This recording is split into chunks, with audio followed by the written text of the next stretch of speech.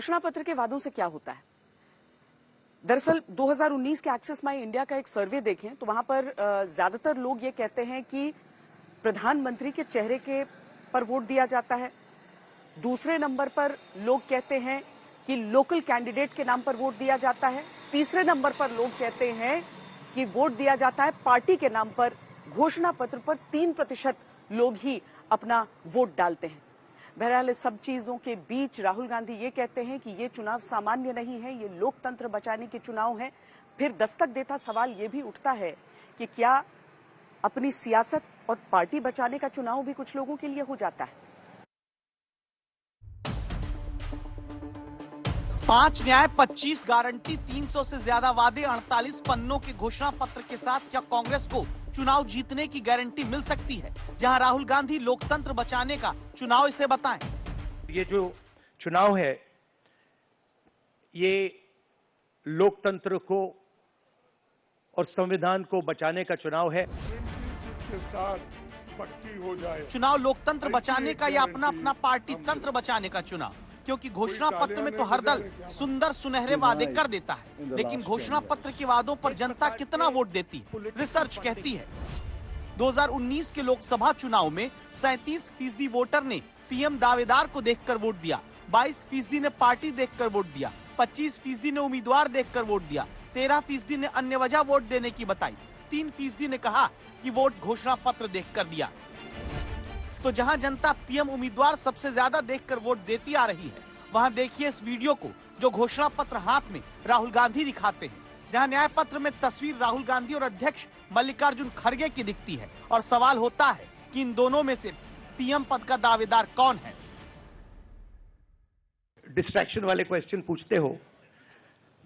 देखिए, इंडिया गठबंधन में डिसीजन लिया गया है कि हम मिलकर एक साथ आइडियोलॉजिकल चुनाव लड़ रहे हैं। चुनाव जीतने के बाद लीडर कौन होगा, प्राइम मिनिस्टर कौन होगा, वो पूरा का पूरा जो कोलिशन है वो मिलकर डिसाइड करेगा। चलिए, चुनाव बाद पीएम पद पर कौन बैठ सकता है, इसका दावेदार कौन होगा, फैसला आप कर लेंगे, लेकिन उम्मीदवारों पर फैसला करने में क्यों आपाधापी मची रही? इस सवाल के लिए पप्पू यादव के आंसू देखिए।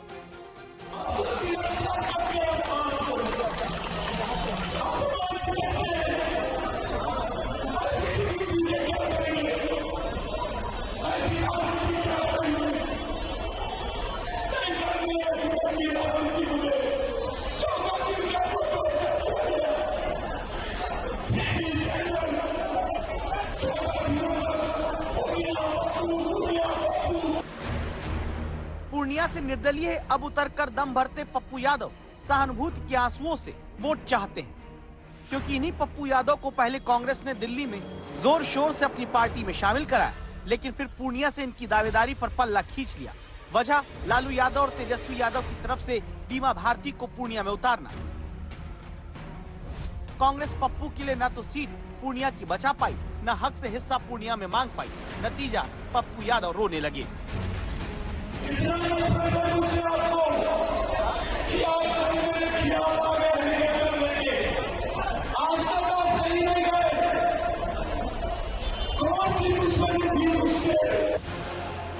बिहार वही राज्य है जहां से सबसे पहले इंडिया गठबंधन की नींव पड़ी, लेकिन वहीं पर सीट बंटवारा करने में आंसू निकल जा रहे हैं। क्या यही वजह है कि कांग्रेस नेता ही अपनी पार्टी को सुस्त बताने लगे? ये हमारे सहयोगी हैं, इसमें कोई शक नहीं है कि आज की हालात के अंदर ये हमसे ज़्यादा जागरूक हैं।